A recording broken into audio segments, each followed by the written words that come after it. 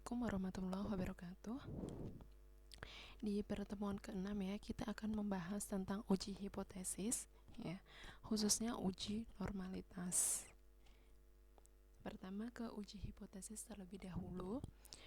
Hipotesis atau dugaan sementara ya, itu adalah suatu pernyataan mengenai nilai suatu parameter populasi yang digunakan untuk pengujian bahwa pernyataan tersebut benar atau salah.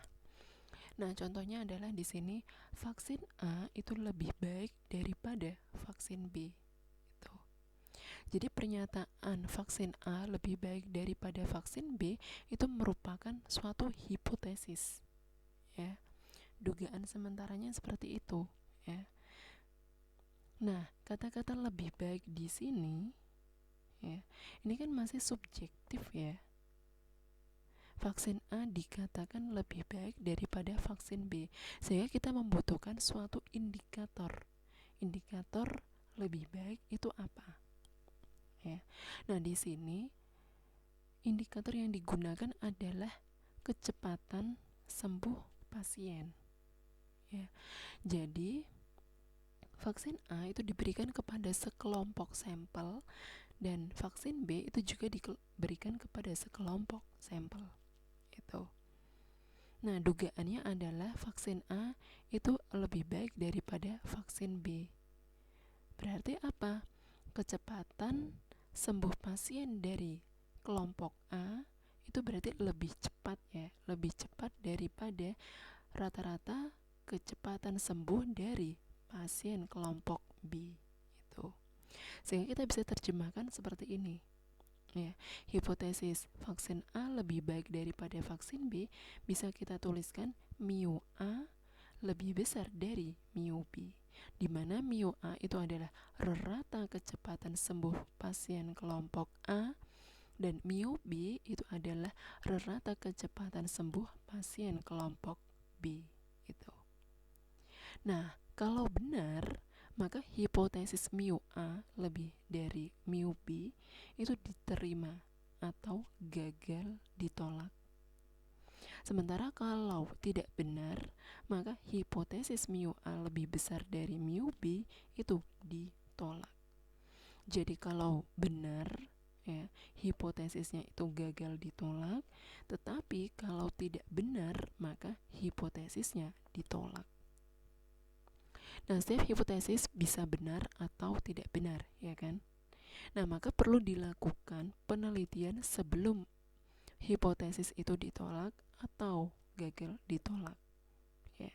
Jadi sebelum merumuskan hipotesis itu apakah ditolak atau diterima, kita haruslah melakukan suatu penelitian. Nah, langkah atau prosedur untuk menentukan apakah menerima atau menolak hipotesis itu dinamakan dengan pengujian hipotesis.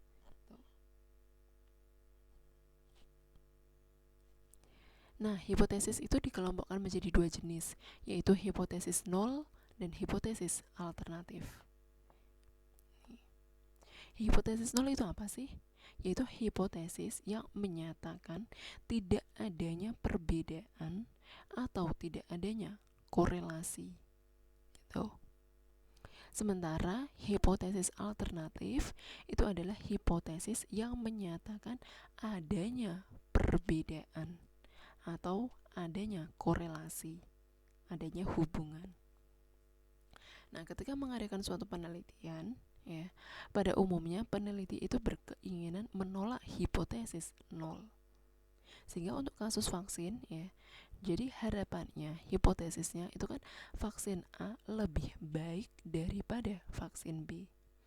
Jadi kita bisa tuliskan di mana? Di H1-nya, H alternatifnya. Tuh. Jadi kan peneliti itu berkeinginan menolak hipotesis nol ya. Pada umumnya ya. Jadi nanti peletakannya itu ada di H1-nya, H alternatif, yaitu mu A lebih dari mu B. Nah, bagaimana mengkonstruksikan untuk H0-nya ya? H0-nya di sini kita sesuaikan dengan H alternatifnya. Kalau H alternatif di sini lebih dari, lawannya apa? Bener, kurang dari atau sama dengan. Itu. Jadi H0-nya di sini adalah mu A kurang dari atau sama dengan mu B gitu. Ya. Nah, terdapat 3 macam pasang hipotesis, yaitu tipe A, tipe B, dan tipe C. Bila menguji nah ini misal ya, misal menguji parameter theta, maka untuk yang tipe A ya, H0-nya di sini adalah theta sama dengan C. Ya, dimana C ini adalah suatu konstanta. H1-nya ya, lawan dari sama dengan apa? Tidak sama dengan itu. Tipe B ya, H0-nya di sini theta kurang dari atau sama dengan C. H1-nya ya, itu berarti theta lebih dari C. Sementara tipe C-nya ya, H0-nya itu theta lebih dari atau sama dengan C.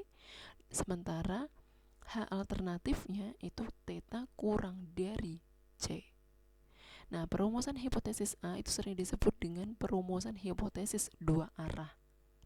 Sementara hipotesis yang B, tipe B, itu adalah perumusan hipotesis satu arah, yaitu arah kanan.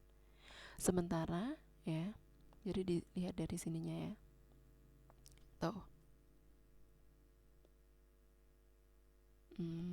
Bukan dari sininya ya, nanti ya. Nanti. Kalau ini H1-nya itu lebih dari ya, berarti itu arah kanan. Kalau yang tipe C ini adalah perumusan hipotesis satu arah, yaitu arah kiri. Tuh. Bukan dilihat dari sininya ya, tapi nanti di daerah kritisnya. Tuh. Ya. Nah, Bu, ini kan tadi dibilangnya C itu adalah suatu konstanta nih, ya.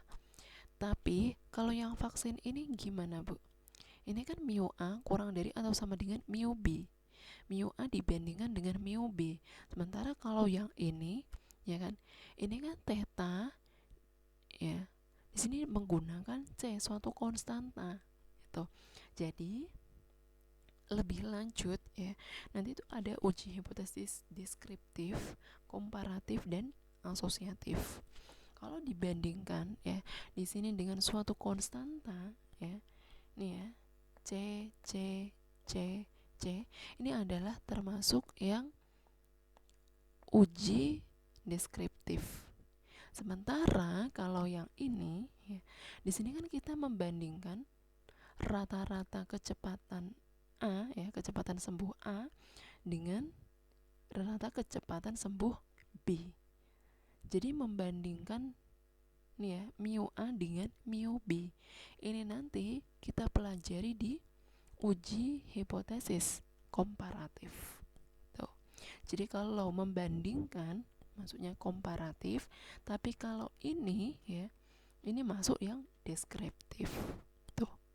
Kita pelajari setelah UTS gitu. Dan dari sini jadi penekanan tipe A, tipe B, tipe C-nya itu adalah ini. Demikian juga untuk yang uji komparatif ya, nanti yang mu A, mu B itu. Tipe A-nya itu juga sama dengan, tidak sama dengan. Kalau tipe B-nya kurang dari atau sama dengan, dan ini ya, lebih dari. Kalau tipe C-nya H0-nya itu lebih dari atau sama dengan, H alternatifnya itu kurang dari gitu. Ya. Jadi penekanannya adalah di sininya, tipe A, tipe B, dan tipe C-nya. Deh. Nah, suatu penelitian itu kan gimana ya?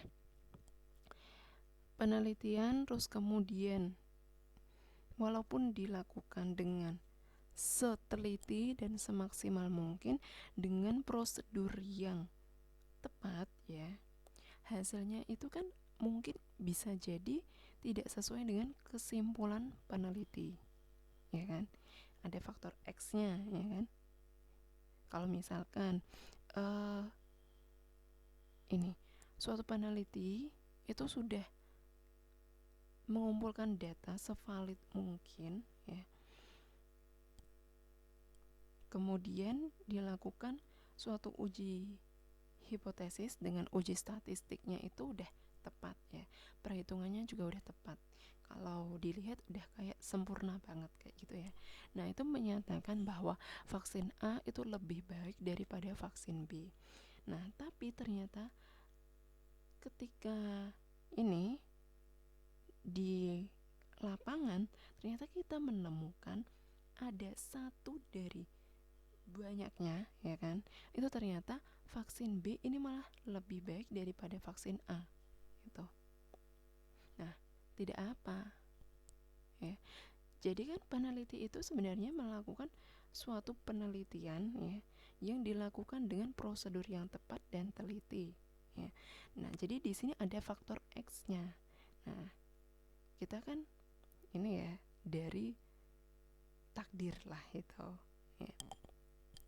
Jadi kan tentu saja kebenaran 100%-nya itu tidak pernah kita ketahui tuh.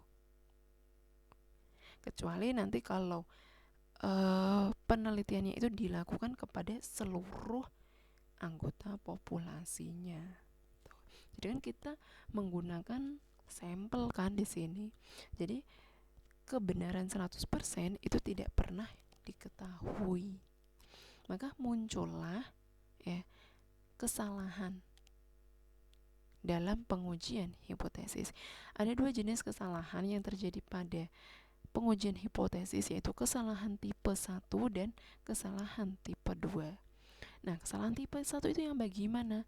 Yaitu kesalahan yang terjadi ketika peneliti menolak hipotesis 0 ya, menolak hipotesis 0, padahal seharusnya hipotesis 0 itu yang benar.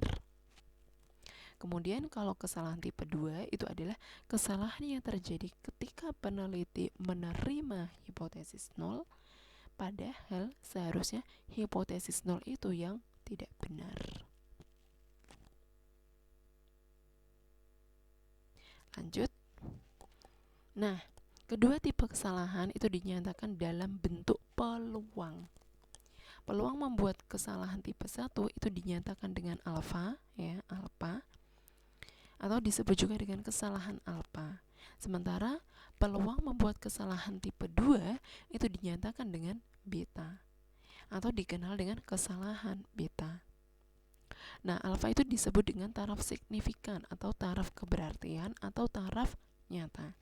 Nah, misalkan di sini harga alfanya ya, yang biasa digunakan itu adalah 0,01 atau 1% ya, atau bisa juga 0,05 atau 5%. Nah, maksudnya apa sih Bu? 5% ini, misalkan di sini alfanya itu adalah 0,05.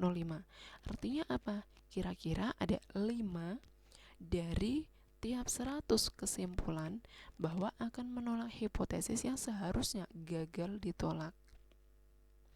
Dengan kata lain, kira-kira 95% yakin bahwa telah dibuat simpulan yang benar.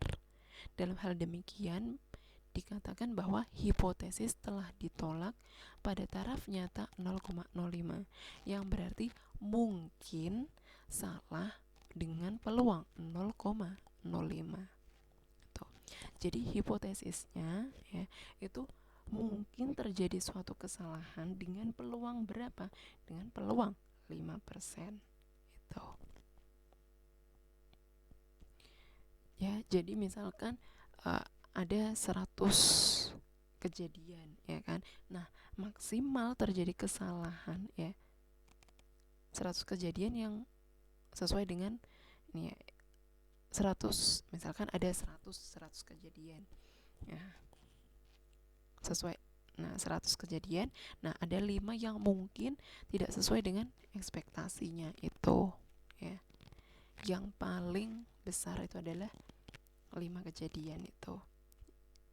Jadi peluang salahnya di sini adalah 0,05.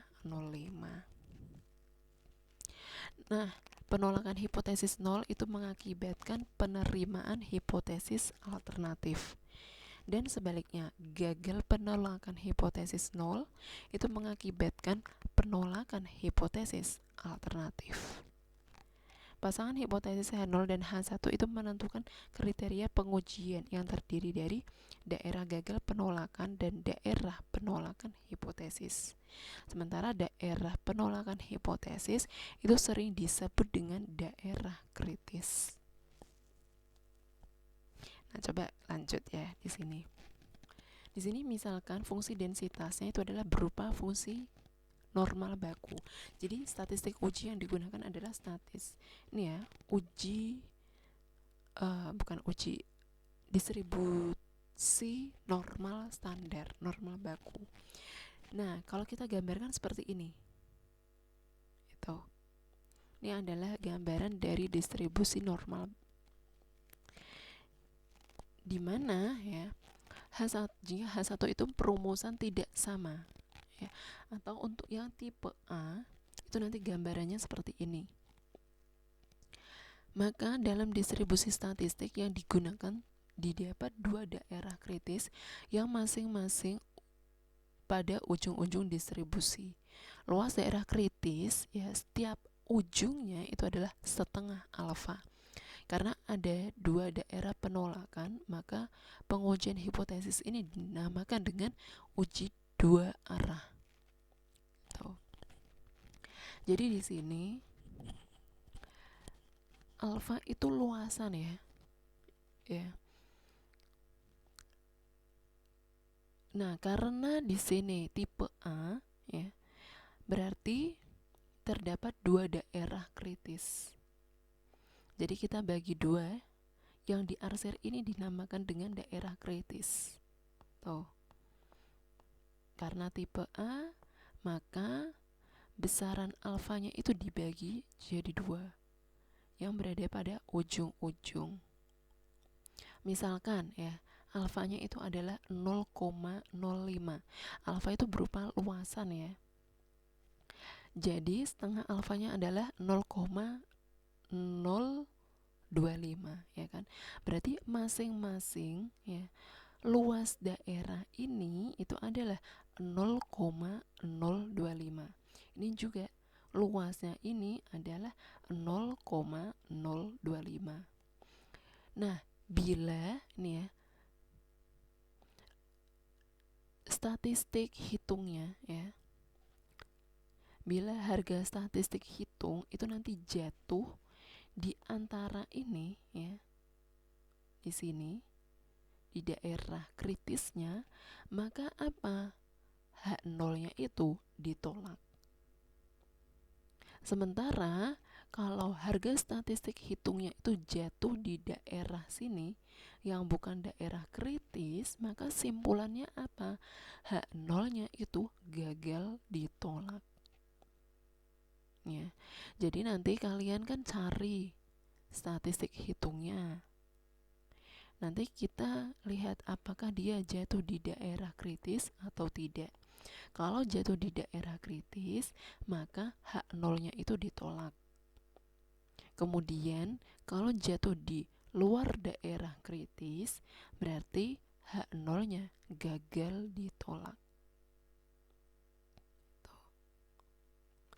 Nah, selanjutnya di sini, jika H1 mempunyai perumusan lebih besar, berarti ini adalah gambaran untuk yang tipe B ya. Maka dalam distribusi statistik digunakan didapat dua daerah kritis yang berada di sebelah kanan. Oh, maaf, ini salah. Didapat ini satu ya. Nah, ini satu. Kalian ralat ya. Didapat satu daerah kritis yang ada di sebelah kanan. Nah, luasannya itu adalah sebesar alfa. Kalau di sini ya, karena dia dua arah, maka alfanya kita bagi dua. Tapi kalau yang satu arah ya, di sini berarti arah kanan, luasan daerah kritisnya itu adalah sebesar alfa. Jadi nanti kalau statistik hitungnya itu jatuh di daerah kritis, maka apa? H0-nya ditolak. Tetapi kalau statistik hitungnya itu jatuh di luar daerah kritis ya, maka H0-nya itu gagal ditolak. Tuh. Nah, di sini kan ekor ini ya, statistik bukan statistik. Daerah kritisnya ini berada di sebelah kanan, ya. Di ekor sebelah kanan. Oleh karena itu, ini gambar dari kurva distribusi normal baku ini untuk yang tipe B atau yang arah kanan. Tuh. Sementara nanti kalau yang arah kiri berarti daerah kritisnya itu ada di sebelah kiri. Nah, dilihat sebagai berikut ini. Tuh. Nanti kalau statistik hitungnya itu jatuh di sini, ya, berarti H0-nya ditolak. Tetapi kalau statistik hitungnya jatuh di sini, ya, berarti H0-nya gagal ditolak. Itu. Nah, nanti cara membaca tabel Z-nya gimana? Jadi di sini kan kita menggunakan statistik ujinya pakai ini ya, uji Z ya. Ya. Nah, nanti cara membaca tabelnya gimana?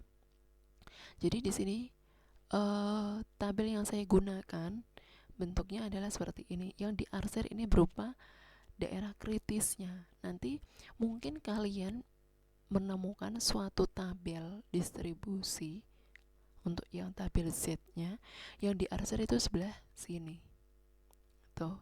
Nanti cara membacanya pun berbeda ya, cara mengartikannya. Nah, kalau untuk yang ini ya, dimana yang diarsir ini adalah daerah kritisnya. Misal yang ditanyakan ini adalah berapa sih nilai dari Z 0,05 ya.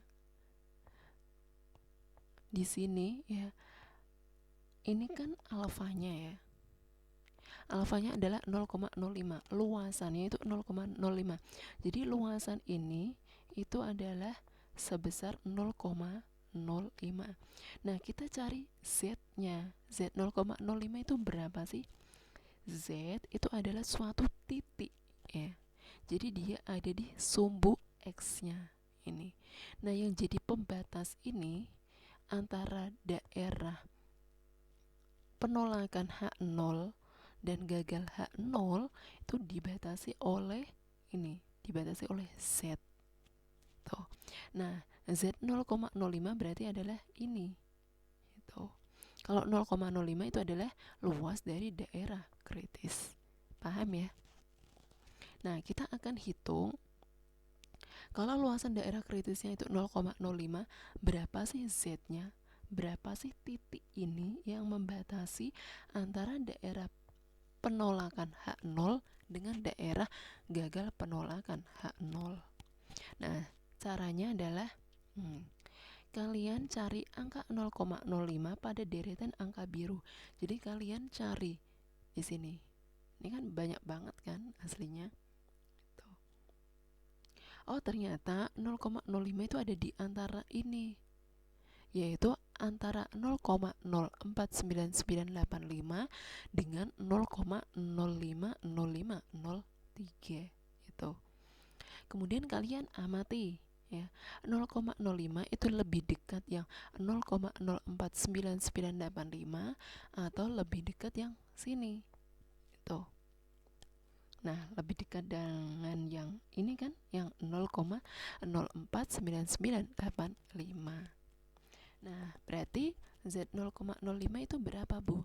Kita lihat di sebelah angka sebelah kirinya dan atasnya. Jadi di sini kan 1,6. Kemudian untuk yang atasnya adalah 0,045. Kita tambahkan.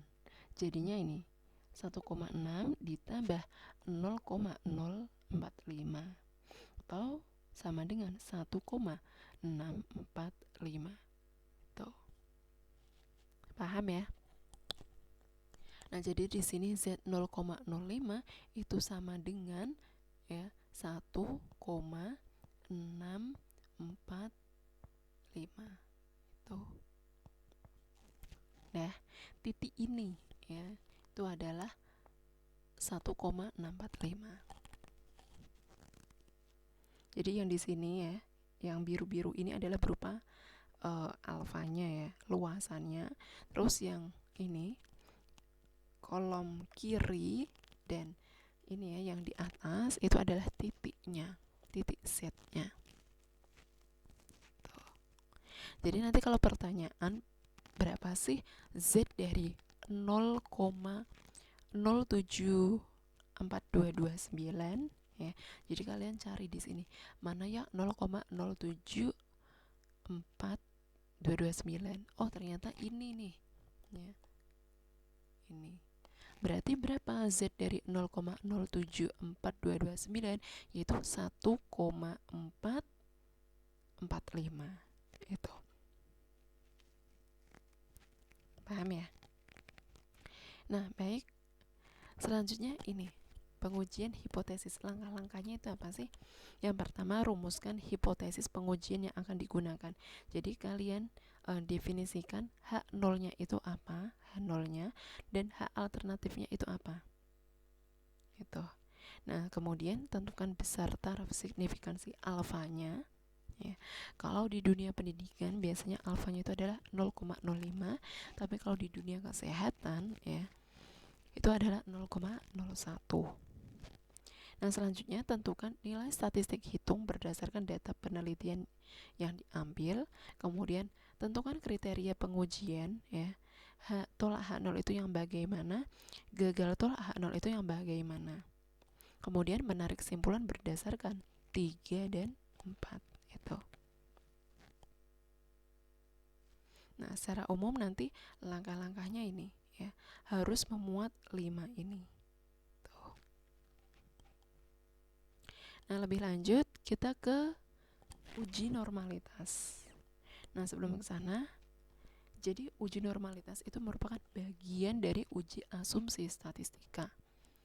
Nah, secara garis besar, uji statistik inferensial itu dibedakan menjadi 2, yaitu uji statistik parametrik dan non-parametrik. Kalau yang parametrik itu adalah suatu pengujian yang modelnya menerapkan adanya syarat tertentu terkait parameter populasi yang merupakan sumber sampel penelitiannya. Nah, asumsinya itu apa aja sih untuk yang uji statistik parametrik? Yaitu datanya itu harus memenuhi ini. Asumsi normalitas berarti datanya itu harus normal. Kemudian homogenitas, independensi, linearitas, homoskedastisitas, non-multikolinearitas, dan datanya itu harus berskala interval atau rasio. Nah, bila tidak memenuhi salah satu parameter statistik parametrik, ya, khususnya persebaran datanya itu tidak normal, maka data itu harus dikerjakan dengan metode non-parametrik. Atau setidaknya dilakukan transformasi terlebih dahulu agar data mengikuti sebaran normal, kemudian dikerjakan dengan statistik parametrik. Tuh. Jadi kalau misalkan kalian menggunakan sampel sebanyak 10 ya, 10 orang. Nah, hasilnya ketika kalian uji normalitas itu ternyata tidak normal. Nah, bagaimana membuat normal? Berarti kalian perlu tambahkan sampelnya, banyaknya datanya itu. Misalkan kalau sebelumnya itu 10 data, kalian tambahkan jadi ya 15 atau 20 itu. Kemudian cek kembali apakah sudah normal atau belum itu. Nah, ke uji normalitas. Jadi di sini uji normalitas itu uji yang digunakan untuk menentukan apakah sampel itu berasal dari populasi yang berdistribusi normal atau tidak. Nah, metode yang digunakan untuk uji normalitas itu diantaranya adalah uji Chi-square, Lilliefors, Shapiro-Wilk, dan Kolmogorov-Smirnov. Nah, di sini kita akan bahas untuk yang Kolmogorov-Smirnov. Tuh. Di sini misalkan saya berikan kasusnya terlebih dahulu ya. Untuk melihat apakah distribusi tingkat kecerdasan emosional peserta didik kelas 9 di SMP Jaya berdistribusi normal atau tidak, itu diambil secara random 45 peserta didik dari populasinya dengan memberikan tes kecerdasan emosional itu. Jadi diberikan angket tes kecerdasan emosional ya. Nah, di dalam angket itu terdapat 60 butir soal dengan rentang jawabannya itu 1 sampai 4 tiap butirnya. Ketentuannya adalah skor 1 itu ditentukan skor 1 itu mempresentasikan paling tidak sesuai dengan dirinya, dan skor 4 itu paling sesuai dengan diri peserta didik. Sehingga diperolehlah skor maksimumnya itu adalah 240, ya kan? Di sini kan ada 60 butir soal dengan nilai maksimum tiap butirnya itu adalah 4. Berarti skor maksimum untuk yang tes kecerdasan emosional itu adalah 240 dan skor minimumnya itu adalah 60. Nah, berikut adalah hasil tes pengerjaannya. Ya, kita tambahkan ya di sini. Misalkan alfa yang digunakan itu adalah 0,05. Tuh. Nah, ini bisa kalian tambahkan. Dah, lanjut. Now, uji normalitas Kolmogorov-Smirnov. Syaratnya apa? Yang pertama, data harus berupa interval atau rasio. Yang kedua adalah datanya itu tunggal ya, belum dikelompokkan pada tabel distribusi frekuensi. Jadi ini kan masih berupa data tunggal. Terus yang ketiga adalah dapat digunakan untuk data berukuran besar maupun kecil. Nah, ini kan masih subjektif ya. Data berukuran kecil itu berapa, Bu? Itu yang kurang dari 30. Sementara kalau yang besar itu lebih dari atau sama dengan 30. Itu udah termasuk data berukuran besar. Nah, berikut adalah langkah-langkah uji normalitas Kolmogorov-Smirnov. Yang pertama adalah urutkan sebaran data yang diuji. Di sini mulai dari terkecil hingga terbesar. Yang kedua adalah tentukan frekuensi masing-masing data. Yang ketiga, hitung nilai normal standarnya ya dengan formula ini. Gitu. Terus yang keempat adalah hitung besar peluang dengan cara menghitung luas masing-masing nilai Z-nya. Hitung FZ-nya, kemudian hitung SZ. SZ adalah frekuensi kumulatif relatif dari masing-masing nilai Z. Kemudian tentukan nilai selisih Z tabel dengan frekuensi kumulatif batas atas. Serta hitung selisih Z tabel dengan frekuensi kumulatif batas bawah. Nah, A1 dan A2-nya itu ini. Tuh. Jadi, selisih Z tabel dengan frekuensi kumulatif batas atas itu dinotasikan dengan A1, dan selisih Z tabel dengan frekuensi kumulatif batas bawah itu dinotasikan dengan A2. Kita hitung A1 dan A2 dengan rumus ini. Tuh. Yang ketujuh adalah tentukan nilai terbesar di antara A1 dan A2 yang selanjutnya dinotasikan dengan D hitung. Jadi, ya, masing-masing data itu kalian hitung A1-nya, ya kan? Nanti yang paling besar kalian tandai. Kemudian masing-masing data kita hitung A2-nya.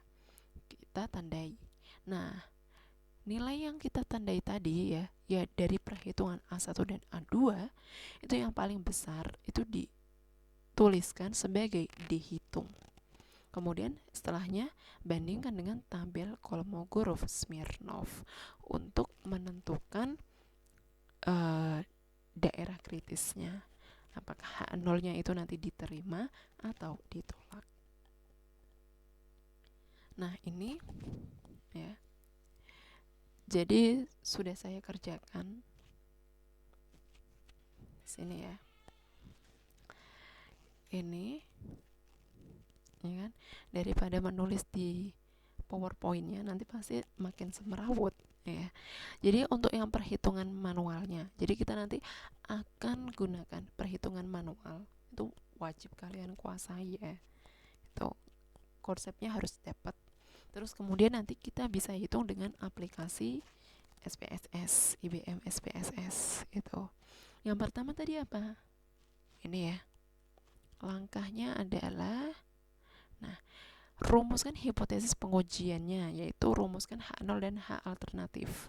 Kemudian yang kedua adalah besar taraf signifikansi alfanya. Nah, di sini H0-nya kita definisikan sampel berasal dari populasi yang berdistribusi normal. Atau H1-nya di sini adalah sampel tidak berasal dari populasi yang berdistribusi normal. Nah, cara menentukannya gimana sih, Bu? Jadi kan kita ini ya, penyusunannya hipotesis H0 dan H1-nya, H alternatif, itu kan berarti sampel berasal dari distribusi normal atau tidak berdistribusi normal. Nah, ingat ya, di sana tadi kan tipe satunya, tipe A-nya itu kan, kalau tipe A ya, H0-nya itu kan sama dengan. Tapi kalau yang H alternatifnya itu tidak sama dengan. Nah, ini tidak. Berarti kita bisa tuliskan di H1-nya. Berarti H alternatifnya atau H1-nya itu adalah sampel tidak berasal dari populasi yang berdistribusi normal. Berarti kalau gitu H0-nya itu adalah sampel berasal dari populasi yang berdistribusi normal. Tuh, paham ya? Nah, yang kedua adalah tentukan taraf signifikansinya. Tadi udah saya minta untuk ditambahkan di soalnya. Jadi alfa yang kita gunakan taraf signifikansinya adalah 0,05 atau 5%. Kemudian statistik hitungnya tadi gimana? Kan ini statistik hitung yang kita gunakan adalah ini. Ya kan? Kita kan mau menentukan A1 dan A2-nya. Tuh.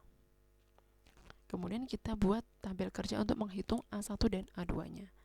Ya, ini datanya udah kita urutkan dari yang terkecil ke terbesar. F-nya yang 152 itu ada 1 orang, yang 163 ada 1 orang, 169 itu ada 1 orang, yang memiliki skor 170 itu ada 2 orang.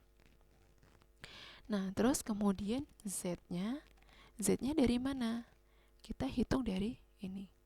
Z itu sama dengan XI dikurangi dengan X bar dibagi dengan S standar deviasi. Itu. Jadi sebelum menghitung Z, jadi kalian cari dulu. Kemarin ya udah bisa kan untuk mengukur rata dan standar deviasinya, ya kan? Itu. Jadi kalian nih cari dulu ratanya itu berapa dan standar deviasinya atau simpangan bakunya itu berapa. Nah, dari sini ya, dari data di atas itu diperolehlah ratanya itu 198,51. Silakan nanti kalian cek ya. Kemudian simpangan bakunya itu adalah 19,04. Jadi kalau mau menghitung Z yang di sini ya, untuk ini kursornya mana? Ini. Nah, Z untuk data 152 berarti gimana? Berarti 152 ya kan? 152 ini kesulitan nulisnya. Berarti 152 dikurangi dengan 198,51 ya, dibagi dengan apa tadi? S. Berarti dibagi dengan 19,04. Ya kan? Nah, makanya di sini dia negatif. Tuh. Tapi kalau yang untuk ini, nah ini kan lebih besar dari ratanya ya. Misalkan 224 ini ya. Berarti 224 dikurangi dengan 198,51 dibagi 19,04 diperolehlah 1,34 nilai Z-nya. Tuh. Nah, kemudian kita hitung apa? FZ-nya. Tuh. Nah, kalian buka ini ya.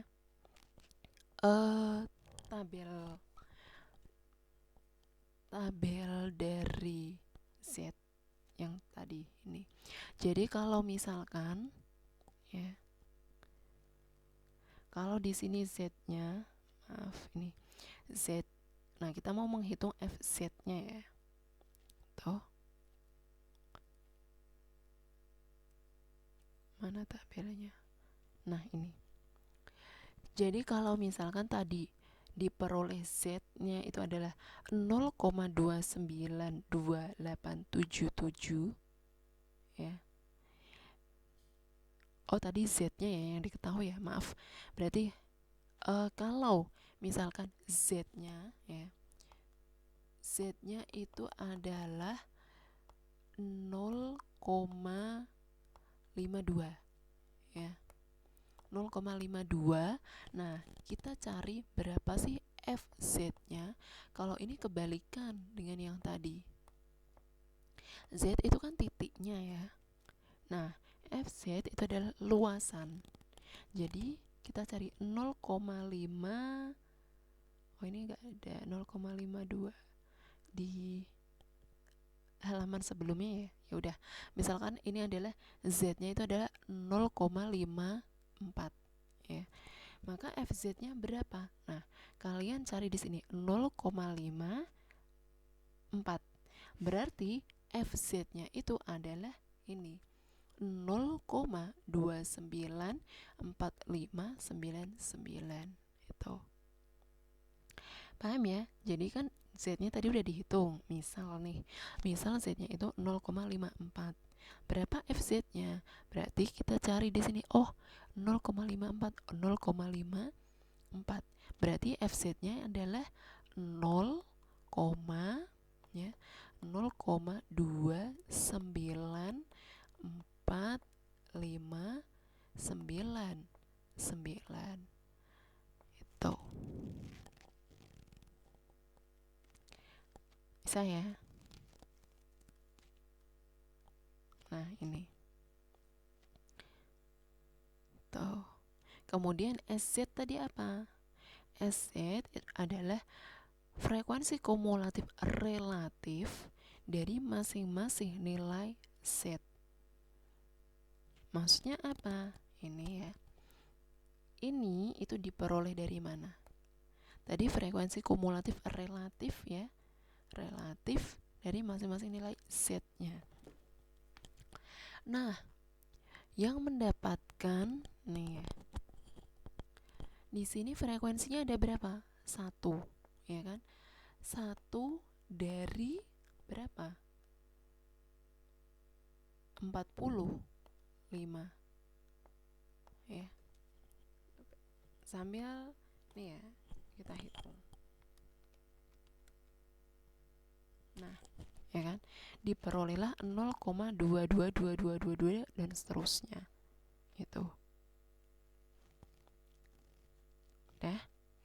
Nah, selanjutnya frekuensi kumulatif relatif ya. Berarti kalau untuk yang selanjutnya, untuk menentukan ini, berarti berapa? Bukan 1/45 lagi ya. Tapi, nah sebelumnya kan udah ada satu orang yang mendapatkan 152 kan. Berarti frekuensi kumulatif kurang dari ya, untuk yang relatif berarti ada berapa ini? Ini 2 ya, 2/45 ya kan.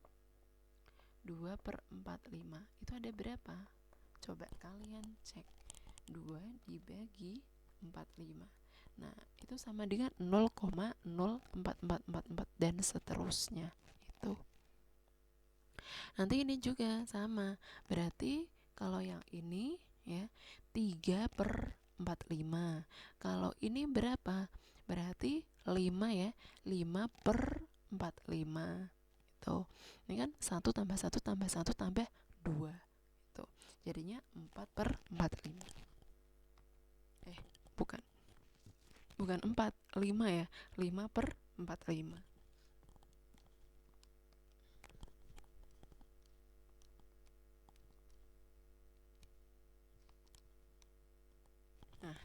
benar. Tuh. Sehingga nanti untuk yang terakhir ya pasti 1. Kenapa? Karena kan ini kan 1. Sebelumnya itu juga udah ada 44. Berarti kan 45. 45 per 45 itu sama dengan 1. Tuh. Udah, paham ya? Nah, selanjutnya kita tentukan A1-nya ya. A1 itu adalah mutlak dari FZ dikurangi dengan SZ. Berarti mutlak dari 0,0073 dikurangi 0,0222 itu diperoleh ini 0,0149. Nah, ini juga berarti ini mutlak dari 0,0314 dikurangi 0,0444 dan seterusnya. Kemudian A2-nya nanti dari mana? Mutlak dari A1 dikurangi dengan F per N.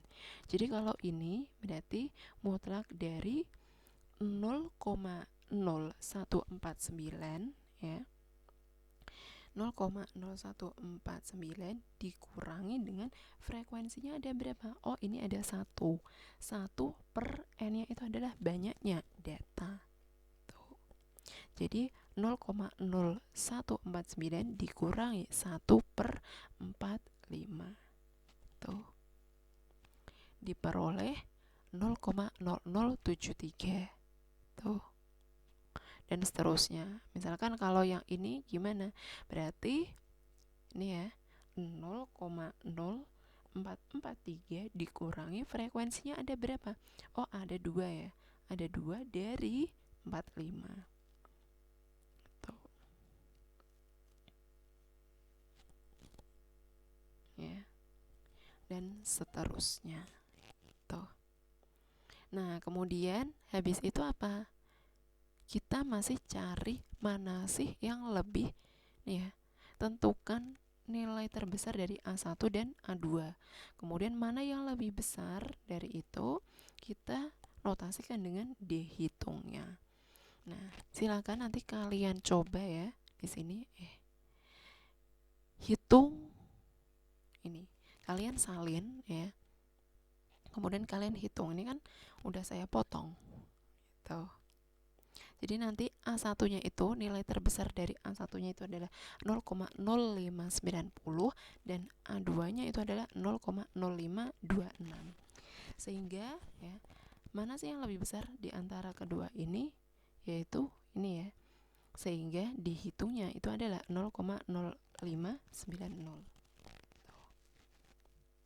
Dah, berarti kita udah dapat dihitungnya. Nah, selanjutnya apa? Di langkah pengujian hipotesis.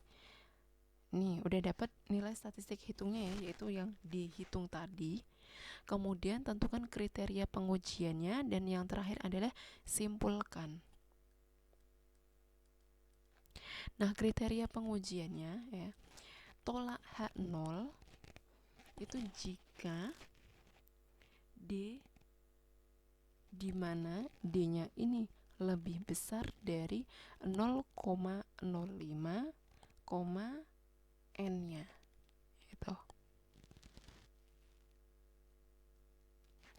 Atau nah, ini nanti dari mana Bu kok dapat 0,198? Kalian nanti bisa download ya di sana tabel Kolmogorov-Smirnov itu. Nanti kalian cocokkan. Nah, tolak H0-nya itu saat D itu lebih besar dari 0,198. Kemudian kita bandingkan dihitungnya berapa sih? Ini kan 0,0590. Apakah dia masuk ke daerah ini? Ya kan? Tolak H0 itu kan berarti ketika masuk di daerah kritisnya ya. Ya. Di sini saya bandingkan ternyata karena dihitungnya itu 0,0590 itu berada di luar daerah penolakan H0, maka H0 gagal ditolak. Simpulannya adalah dalam taraf signifikansi 5% ya, disimpulkan bahwa sampel itu berasal dari populasi yang berdistribusi normal. Tuh. Dah. Nah, ini cara pengujian dengan IBM SPSS. Tuh.